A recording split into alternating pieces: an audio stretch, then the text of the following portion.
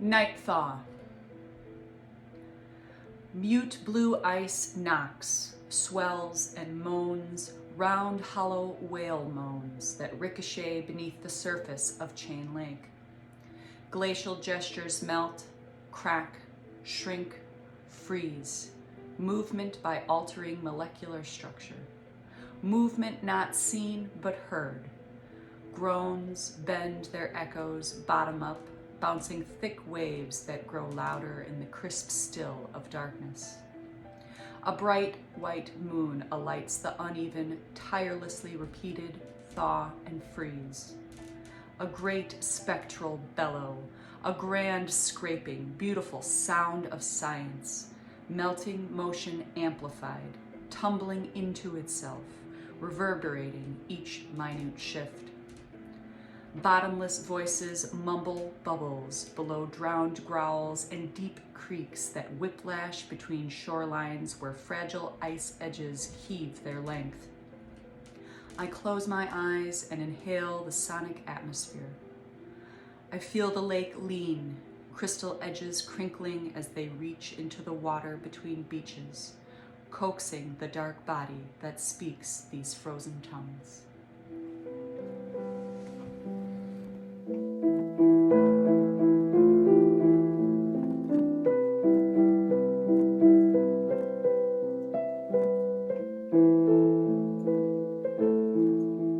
January birds. Chickadees flash harlequin faces as they skip and skitter to the birdseed. Nuthatches fluff feathers, careen their beaks backward toward the recently blued evening. Nightfall renders the hues of a Hopper-esque seascape, a frightened pastel palette shifting easily as the dark of moisture closes in. Downy woodpeckers slide their tufts sideways across the bark of the oft-grazed oak beside the feeder. The snowy woods glow an ultraviolet blue that is as stunning as it is unrecognizable, irreconcilable in its tectone, though it is the true unaltered color of a midwinter dusk in the north woods of Wisconsin. When the entire outdoors become blue, the birds fly from the feeder to their snug winter nests. They know not even the boldest songbird is spared by the Arctic bite of this January evening.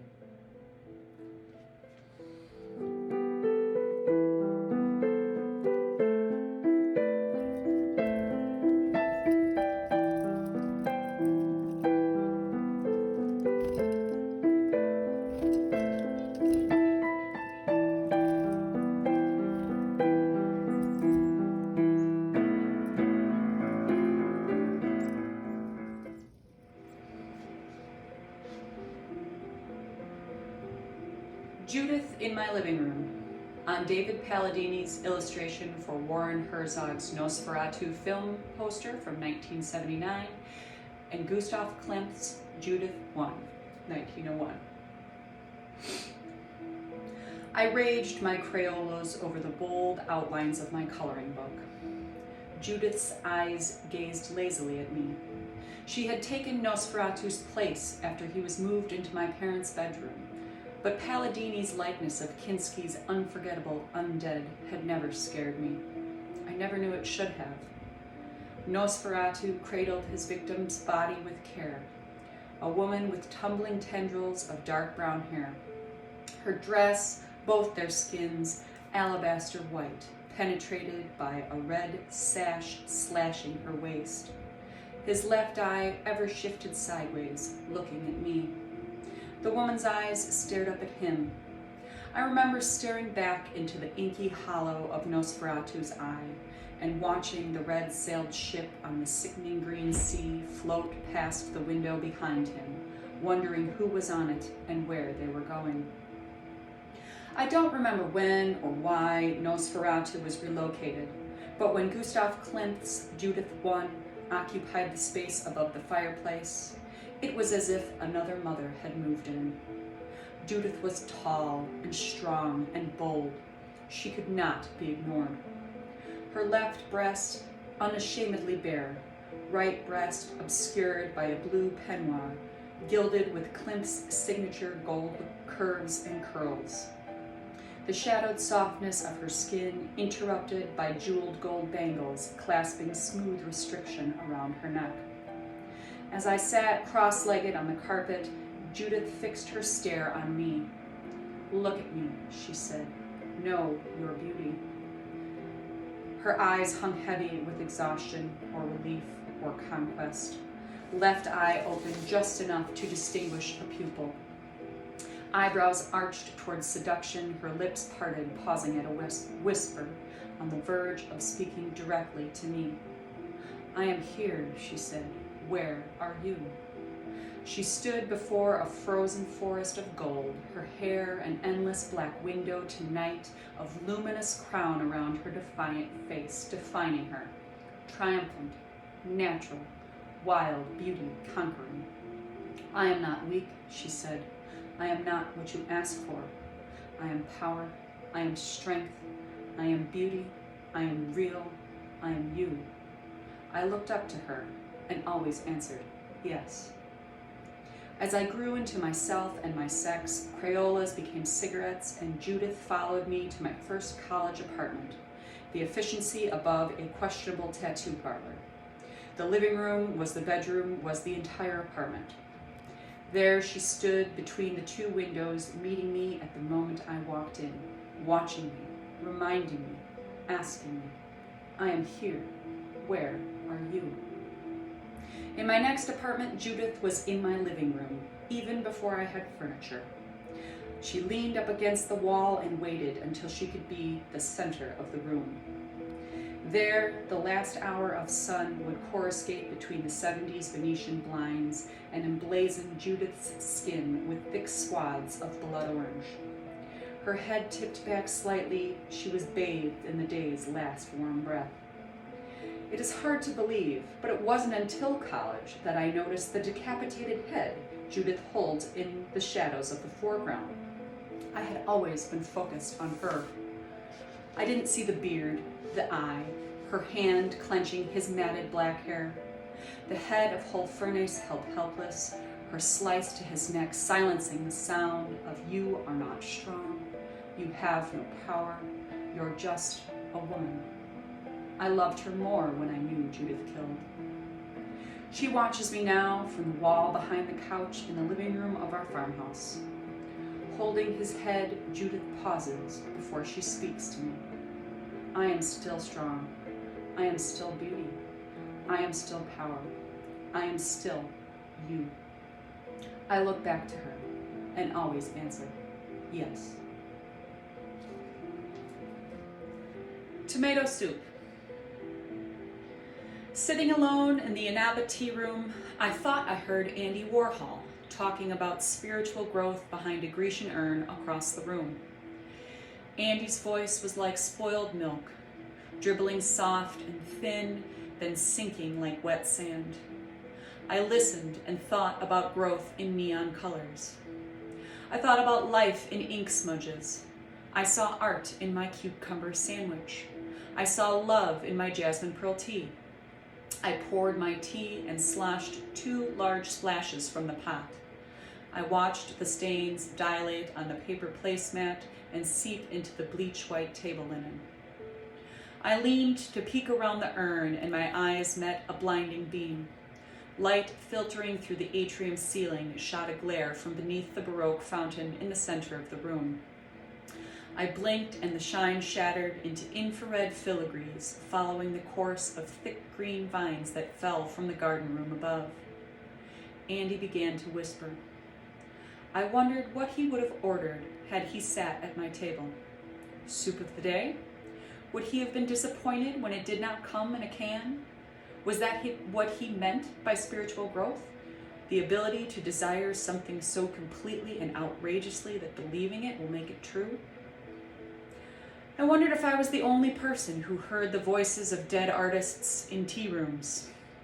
Would I hear someone else, somewhere else? Was Marcel Duchamp crouching behind the counter at Altera Coffee Roasters? Would Gustav Klimt wait for me in the discount wine section of Otto's Liquor? Did Edward Hopper plan an encounter at Ma Fisher's all-night diner? Shouldn't I listen for them anyway? The tea had shriveled into splatters like pressed paper raisins. I tilted my cup and wondered if it was odd that I did not finish my tea so that I could watch the cloudy swirls mate in the bottom of the cup. Andy spoke just below the volume of casual conversation. I imagined myself at his table, listening to the serrated blade of his speech saw through his truncated words. I watched the strands of his gray hair separate and descend down the slope of his corrugated brow. Behind the counter on the far wall, square, smooth-edged glass canisters stood 9 wide, 7 shelves high. Oolong, chai, Disharling, Moroccan mint, lemongrass melange, yerba, silver needle, Earl Grey, Pure Lay, and Jamaican redbush. A transparent wall of tea. Each blend heaped a different level, shade, and intensity, creating an uneven Mondrian to the right of Andy's head. I stared into his seedy eyes and wondered if he was looking at me or through me. I panned my gaze to search his face for a tell. Andy was quiet. The round rims of his glasses stood out like black condensation rings on the pale finish of his face. Behind them, his pupils looked calcified. Andy's mouth gaped a little, and I listened to him exhale a long, unbroken breath. I thought about where Andy had been and where I was going. I wondered if anyone who was not there had ever spoken to him. I watched Andy's pale spider hand reach across the table and stop just short of my fingertips. I rose and imagined his steps shadowing mine across the tiled tea room floor. I listened for the ceramic tap of his black leather boot heels.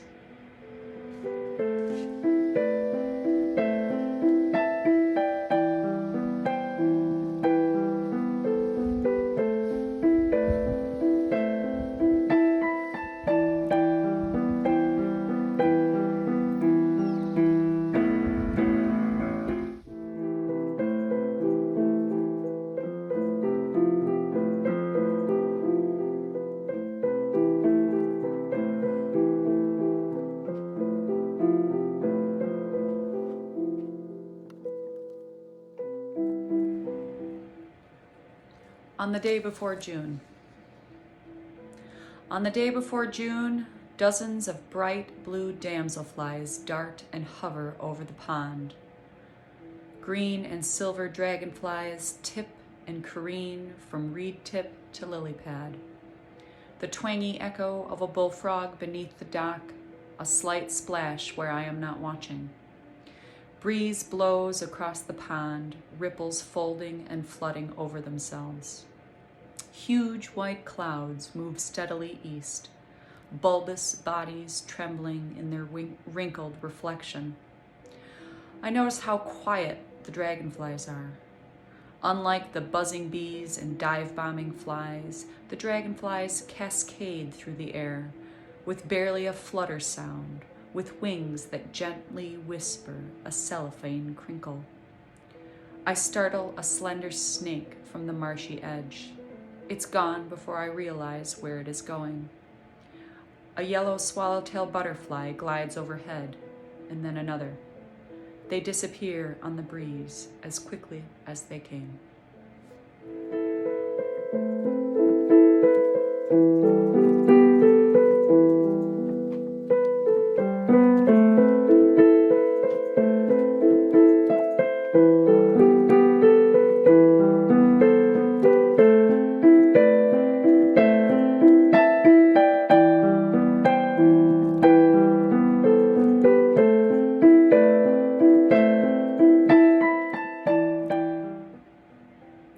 On the evening before August, the soft nudge of a balmy summer breeze draws out the swish of each individual leaf caressing its neighbor.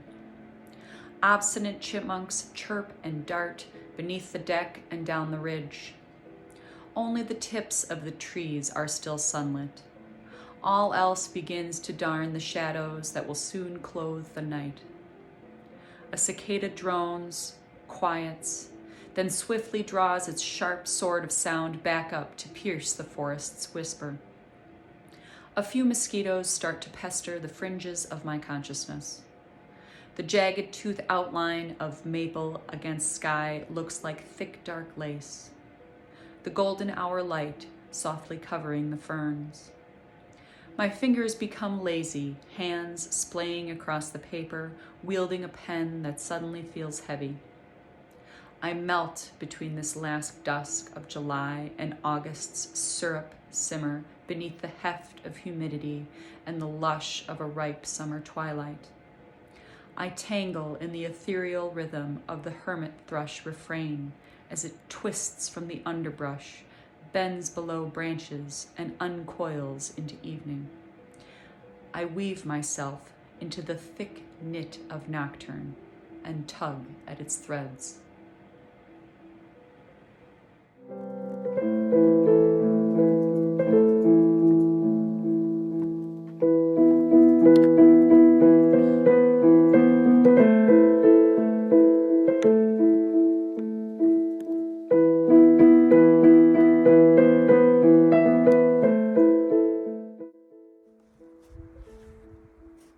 Driving north.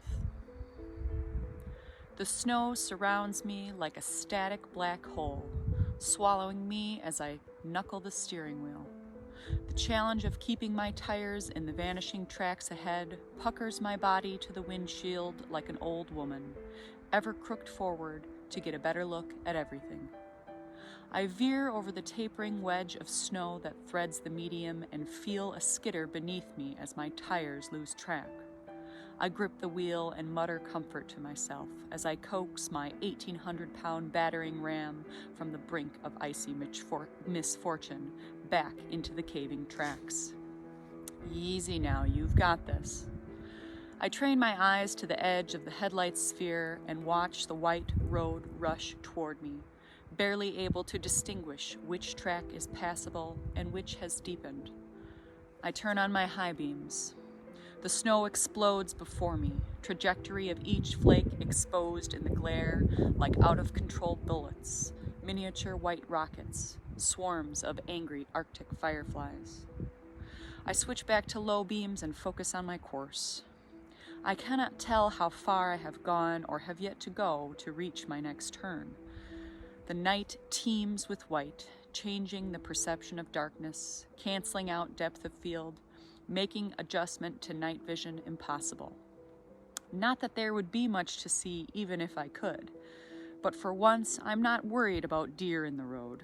I know they are smart enough to stay home on a night like this. I open my fists one at a time, extending fingers, clenched so tight to the wheel each joint feels like hardened balls of granulated glue, frozen pine sap, coagulated molasses. I roll my head side to side and stretch my neck. Hours of attention through tension gather at the summit of my spine and reach around my skull, encasing my eyeballs in a dry, papery ache. I cannot think of anything but snow, and yet I cannot think about it at all.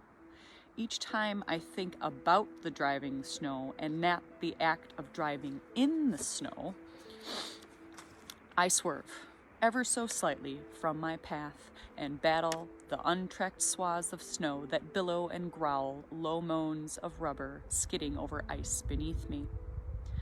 Each groan punctures my confidence. Come on now, stay focused, I scold. I catch a glimpse of my radio clock. 2:06 a.m. The only other people on the road at this hour are leaving the bar. Great, just what I need. To swerve up the tracks I blindly follow and lead me into a ditch. I concentrate on my objective. The thought of the cabin soothes my nerves. It's always better to wake up there, even if it takes twice as long to arrive. I turn the heat down and invite the cold air to awaken my senses. The road looks less like snow-covered ruins and more like trampled cake frosting, smashed, mashed potato plaster, unfurled frozen bed sheets. I have come to the threshold of the last town to pass through before I reach my destination. I relish the few miles of compacted, county-plowed snow as I accelerate close to the speed limit, then hunker down for the last 30 miles of unplowed wilderness.